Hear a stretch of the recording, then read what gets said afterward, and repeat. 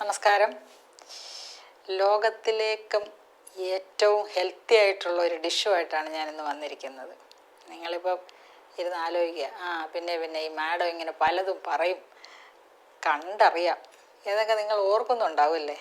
നിങ്ങളിത് കണ്ടു നോക്കണം. ഈ ഡിഷ്, ഈ റെസിപ്പി മോസ്റ്റ് ഹെൽത്തിയസ്റ്റ് ആണ്, യാതൊരു സംശയവുമില്ല. ഇങ്ങനെ ഒരു ഡിഷ് അല്ലെങ്കിൽ ഇങ്ങനെ ഒരു റെസിപ്പി നിങ്ങൾ മിക്കവാറും ദിവസങ്ങളിലൊന്ന് തയ്യാറാക്കി കഴിച്ചാൽ നിങ്ങൾക്ക് സത്യം പറയാൻ വലിയ കുഴപ്പങ്ങളൊന്നുമില്ലാതെ ജീവിതം മുന്നോട്ട് പോകും. അതിൻ്റെ എല്ലാ ചേരുവകളും ഈ റെസിപ്പിയിലുണ്ട്. ഓക്കെ, അപ്പോൾ എന്താണെന്ന് ഇപ്പോൾ ഒരു ഡൗട്ട് അടിച്ചിരിക്കുകയായിരിക്കും എല്ലാവരും, അല്ലേ? എന്താ ഈ മാഡം ഇപ്പോഴത്തെ ഇന്നത്തെ സസ്പെൻസ് എന്താണെന്ന്? എന്തായാലും നമുക്ക് സസ്പെൻസ് പൊട്ടിച്ച് കളയാം.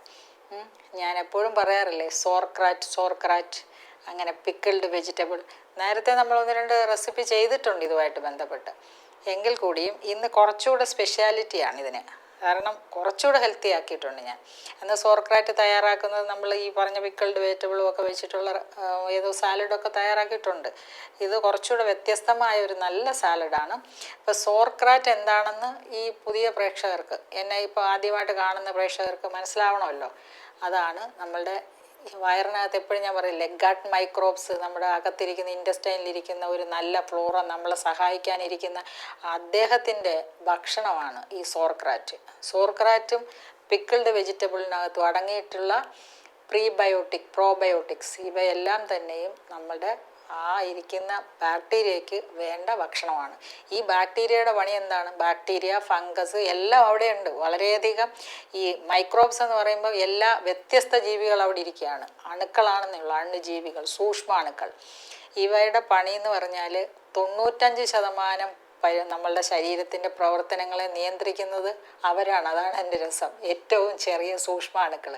അപ്പോൾ അത് അവിടെ കറക്റ്റ് ചെയ്ത് നിന്നാൽ നമ്മുടെ ശരീരത്തിൻ്റെ എല്ലാ പ്രവർത്തനങ്ങളും, നല്ല സന്തോഷം ഉണ്ടാവും, നല്ല ഉറക്കം ഉണ്ടാവും, നല്ല മലശോധന ഉണ്ടാവും, ഇമ്മ്യൂണിറ്റി പവർ ഉണ്ടാവും, തലച്ചോറ് നന്നായിട്ട് പ്രവർത്തിക്കും, നല്ല മെമ്മറി പവർ ഉണ്ടാവും, എല്ലാം എന്ന് വേണ്ട എല്ലാം ശരിയാവും. അപ്പോൾ അതിനുള്ള ഭക്ഷണം നമ്മൾ കൊടുക്കണ്ടേ? ഇവിടെ സംഭവിച്ചിരിക്കുന്നത് എന്താണ്? അതിൻ്റെ ഭക്ഷണമൊന്നും നമ്മൾ കഴിക്കില്ല. നമുക്ക് തോന്നുന്ന വായ്ക്ക് രുചിയുള്ള ഭക്ഷണങ്ങളിലെ പുറകെ നമ്മൾ നടക്കും. എന്നിട്ട് അവസാനം അതിനെ പട്ടിണിക്കിട്ടിട്ട് എല്ലാ പ്രശ്നങ്ങളും ഉണ്ടാക്കും. അപ്പോൾ അങ്ങനെ ചെയ്യാൻ പാടില്ല. അതിന് വേണ്ടിയിട്ടുള്ള ഒരു അവയർനെസ്സാണ് ഇന്നത്തെ ഈ ഒരു വീഡിയോ. അപ്പോൾ ഇതിൽ സോർക്രാറ്റ് എങ്ങനെയാണ് തയ്യാറാക്കുന്നതെന്ന് നിങ്ങൾ നോക്കണം. സോർക്രാറ്റ് ഒരു ഭക്ഷണമാണ്, അതൊരു സാലഡ് പോലുള്ളതാണ്. അത് തയ്യാറാക്കുന്നത് ക്യാബേജിൽ നിന്നാണ്. ഓർഗാനിക് ക്യാബേജ് കിട്ടിയാൽ അത്രയും നല്ലത്. എങ്കിലും നമ്മളെ ക്യാബേജിൻ്റെ തൊലി പുറത്തുള്ള ഇതെങ്ങനെ തയ്യാറാക്കുന്നതെന്ന് ഞാൻ പറഞ്ഞുതരാം.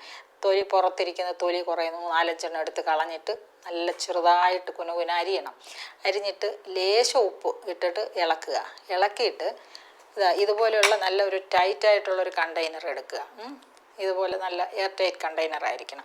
ഇതിലേക്ക് ഇത് കണ്ടല്ലോ, ഇങ്ങനെ കാണാമോ? അപ്പോൾ ഇത് ഇങ്ങനെ ഈ ഒരു രീതിയിൽ ഇടിച്ചമർത്തി വെക്കണമെന്ന് പറയുന്നത്. ഇതിന് ഇടയ്ക്ക് സ്പേസ് കൊടുക്കരുത്, ഇടിച്ചമർത്തി വെക്കണം. അപ്പോൾ ഇതിനകത്ത് ഉണ്ടാവുന്ന ഒരു കെമിക്കൽ റിയാക്ഷൻ്റെ ഭാഗമായിട്ട് ഇത് പിക്ലിംഗ് ആവും.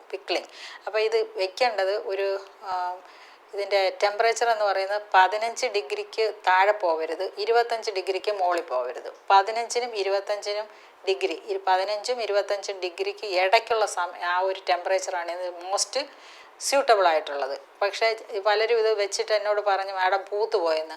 അപ്പോൾ എനിക്ക് തോന്നുന്നു ഇങ്ങനെ ടെമ്പറേച്ചർ ഡിഫറൻസോ അല്ലെങ്കിൽ ഈ ക്യാബേജിൻ്റെ ചുറ്റിനും ഇരിക്കുന്ന എന്തെങ്കിലും അണുക്കളോ ആയിരിക്കും അങ്ങനെ പറ്റിയത്.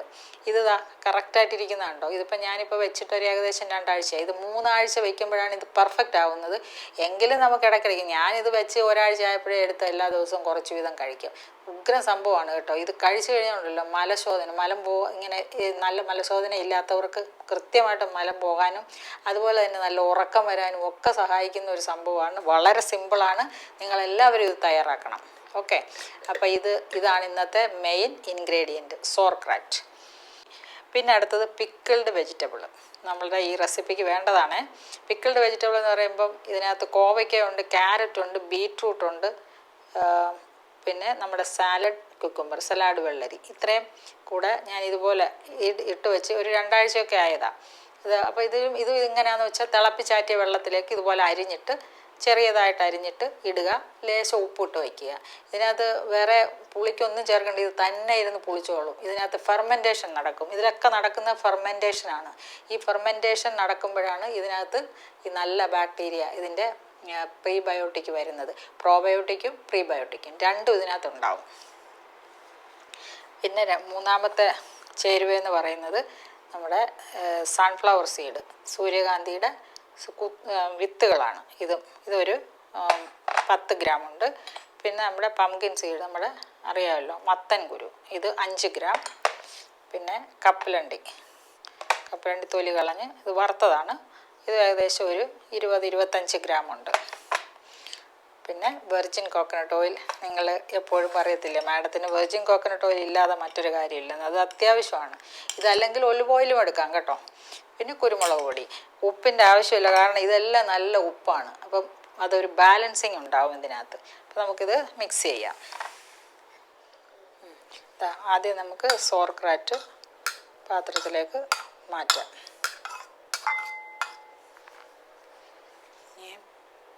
പിക്കിൾഡ് വെജിറ്റബിൾ, ഇതൊക്കെ വെറുതെ ഇപ്പം ഇതേ രീതിയിൽ സാലഡ് ഉണ്ടാക്കാൻ ബുദ്ധിമുട്ടാണെങ്കിൽ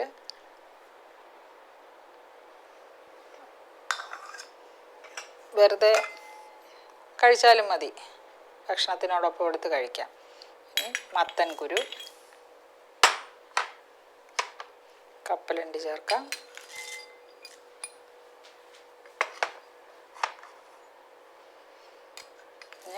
സൂര്യകാന്തിയുടെ വിത്ത്,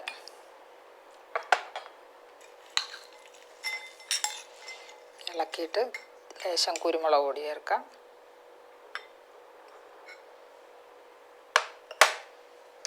വെർജിൻ ഓയിൽ,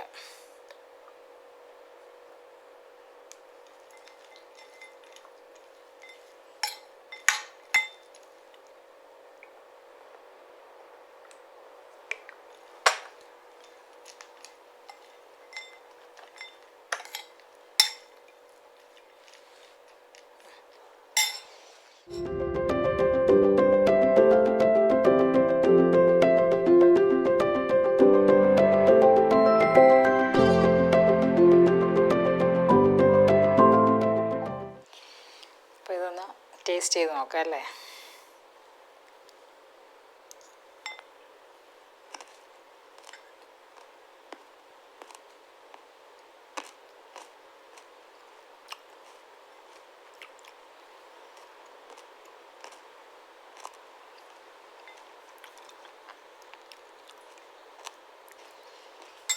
സൂപ്പർ ടേസ്റ്റാണ് കേട്ടോ. ഈ കപ്പലണ്ടി ഞാനിത് ചേർക്കുന്നതിൻ്റെ പിന്നിലുള്ള രഹസ്യം, നല്ല പ്രോട്ടീൻ കിട്ടും, അതിനകത്ത് നന്നായിട്ട് ഫാറ്റ്, നല്ല സാച്ചുറേറ്റഡ് ഫാറ്റും അൺസാച്ചുറേറ്റഡ് ഫാറ്റും ഉണ്ട്, ആർജിനിനുണ്ട്, ബ്ലഡ് സർക്കുലേഷൻ കൂടുന്നത്, ഫൈബറുണ്ട്, ഒക്കെ വൈറ്റമിൻസും മിനറൽസും ഒക്കെ ഉണ്ട്. അപ്പോൾ മാത്രമല്ല എക്സലൻറ്റ് ടേസ്റ്റും വരും. നമുക്കിപ്പം ഇതിനകത്ത് മറ്റുള്ള പിക്കിൾഡ് വെജിറ്റബിൾ വലിയ ടേസ്റ്റ് വരത്തില്ല, പക്ഷേ നല്ല ഒരു പിക്കിളിങ്, നമുക്ക് പിക്കിൾ കഴിക്കില്ലേ അതേ ഒരു അനുഭവമാണ് അത് കഴിക്കുമ്പോൾ ഉണ്ടാവുക. പിന്നെ മറ്റുള്ള സൺഫ്ലവർ സീഡും അതുപോലെ തന്നെ excellent source of so many fatty acids. ഈ ഫാറ്റി ആസിഡ്സ് എന്ന് പറയുന്നത് ആ മൈക്രോഫ്ലോറയുടെ ഏറ്റവും നല്ല ഫുഡാണെന്ന് ആലോചിക്കുക. അതുപോലെ തന്നെ ഈ സോർക്രാറ്റിൻ്റെ ഗുണങ്ങൾ നിങ്ങൾ പറഞ്ഞാൽ തീരില്ല, അത്രയ്ക്ക് കൂടുതൽ ഗുണമാണ് ഇതിന്. ക്യാബേജ് എന്ന് പറയുന്നത് ക്രോസിഫറസ് വെജിറ്റബിളാണ്, anti cancer, really anti cancerous ആണ്.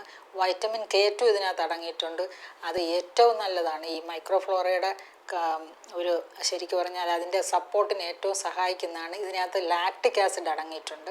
ലാക്റ്റിക് ആസിഡ് മൈക്രോഫ്ലോറയുടെ ഗ്രോത്തിന് വളരെ സഹായിക്കും. പിന്നെ വൈറ്റമിൻ K2 നമ്മളുടെ കാൽസ്യം നമ്മുടെ ബോണിലേക്ക് കയറാൻ ഏറെ സഹായിക്കുന്നതാണ് വൈറ്റമിൻ K2. പിന്നെ ഇതിനകത്ത് പ്രീബയോട്ടിക്സും പ്രോബയോട്ടിക്സിൻ്റെയും കലവറ രണ്ടും, അതാണല്ലോ ഏറ്റവും ശരിക്കും കാതലായ അംശം അതാണ്. പിന്നെ ഇതിനകത്ത് ഫൈബർ കണ്ടൻറ്റോ ഏകദേശം 6 ഗ്രാമിൽ 4 ഗ്രാം ഫൈബറാണ് അടങ്ങിയിരിക്കുന്നത്. ഇതിനകത്ത് കാർബോഹൈഡ്രേറ്റേ ഇല്ല, തുച്ഛമാണ്. വൈറ്റമിൻ സി ഏറ്റവും കൂടുതൽ അടങ്ങിയിട്ടുണ്ട് ഇതിനകത്ത്. അതിനോടൊപ്പം നമ്മൾ ഇട്ടിരിക്കുന്ന പിക്കിൾഡ് വെജിറ്റബിളും അതുപോലെ തന്നെയാണ്, വളരെ excellent source of so many nutrients. അപ്പോൾ ഇങ്ങനെ അതുപോലെ മറ്റെന്താ നമ്മൾ ചേർത്ത് പംകിൻ സീഡ്, ഇങ്ങനെ പരസ്പര പൂരകങ്ങളായ ന്യൂട്രിയൻസിൻ്റെ കലവറ. അതുകൊണ്ട് തന്നെയാണ് ഞാൻ പറയുന്നത് ലോകത്തിലേക്ക് ഏറ്റവും ഹെൽത്തിയസ്റ്റ് ആയിട്ടുള്ള ഒരു റെസിപ്പിയുമായിട്ടാണ് ഞാൻ വന്നിരിക്കുന്നതെന്ന്. അപ്പോൾ തീർച്ചയായും നിങ്ങൾ ഇങ്ങനെയുള്ള റെസിപ്പികൾ തയ്യാറാക്കി ശരിക്ക് ഭക്ഷണത്തിൻ്റെ ഭാഗമാക്കുക. വളരെ കുറച്ച് മതിയാവും എല്ലാ ദിവസവും. ഇത് കഴിച്ചു കഴിഞ്ഞാൽ ഒരു കാര്യം എന്താണെന്ന് പറയുക, വയർ ഭയങ്കര ഫില്ലിംഗ് ആയിരിക്കും, നിങ്ങൾക്ക് വിശപ്പേ വരില്ല. ഇവിടെ വിശപ്പ് എത്ര കുറച്ച് വയ്ക്കുന്നു അത്രയും നമുക്ക് ശരീരത്തിന് ആരോഗ്യം വരുമെന്നുള്ളതാണ്. പക്ഷേ എന്ന് പറഞ്ഞിട്ട് ശരീരത്തിന് വേണ്ടതെല്ലാം കൊടുക്കണം, പോഷകങ്ങളെല്ലാം കൊടുക്കണം. പക്ഷേ എപ്പോഴും വിശപ്പ് വരുമ്പോൾ നമ്മൾ പോയിട്ട് ഈ കാർബോഹൈഡ്രേറ്റ് ഒക്കെ എടുത്ത് കഴിച്ചു കഴിഞ്ഞാൽ ശരീരം മോശമായിക്കൊണ്ടേയിരിക്കും. എല്ലാ അർത്ഥത്തിലും അസുഖങ്ങളുടെ എന്താ പറയുക കൂമ്പാരമായി മാറും നമ്മുടെ ശരീരം. അപ്പോൾ അതങ്ങനെ വരാതെ ഒരു പ്രിവെൻറ്റീവ് കോൺസെപ്റ്റാണ് ഇവിടെ ചെയ്യുന്നത്. അതുപോലെ തന്നെ ഇത് ഒരു ആൻറ്റി ഏജിങ് റെസിപ്പി തന്നെയാണെന്നുള്ള കാര്യത്തിൽ യാതൊരു സംശയവുമില്ല. എല്ലാ അർത്ഥത്തിലും നമ്മുടെ വയറിനകത്തുള്ള ഈ മൈക്രോഫ്ലോറയുടെ ജോലി എന്താണ്? ഇങ്ങനെയുള്ള കാര്യങ്ങളാണ് അവിടെ ചെയ്യുന്നത്. ആ ഒരു മൈക്രോഫ്ലോറ ഇരുന്നിട്ടുണ്ടാകുന്ന ഈ പല പല പ്രവർത്തനങ്ങളും എൻസൈംസും ഹോർമോൺസും ഇമ്മ്യൂണോഗ്ലോബുലിൻസും ഒക്കെ പ്രൊഡ്യൂസ് ചെയ്ത് നമ്മളെ ഏജിങ് പ്രോസസ്സ് ഡിലേ ചെയ്യും. എല്ലാ അർത്ഥത്തിലും ഏജിങ് പ്രോസസ്സ് ഉണ്ടാകുന്നത് ഇൻസുലിൻ ഹോർമോൺ കൂടി വരുമ്പോഴാണ്. ഇൻസുലിൻ ഹോർമോൺ കൂടുന്നത് എങ്ങനെയാണ്? അന്നജം കൂടുമ്പോൾ. എന്നാൽ ആൻറ്റി ഏജിങ് പ്രോസസ്സോ ഗ്രോത്ത് ഹോർമോൺ കൂടണം. ഗ്രോത്ത് ഹോർമോൺ കൂടാനായിട്ട് കാർബോഹൈഡ്രേറ്റ് മാക്സിമം കുറയ്ക്കണം. അതാണ് നമ്മൾ ഈ റെസിപ്പിയിലൂടെ നിങ്ങൾക്ക് മനസ്സിലാക്കി തരുന്നത്. അപ്പോൾ തീർച്ചയായും നിങ്ങൾ ഈ റെസിപ്പി ഫോളോ ചെയ്യുക, കമൻസ് അറിയിക്കുക. നമുക്ക് വീണ്ടും മറ്റൊരു വീഡിയോയിൽ കാണാം.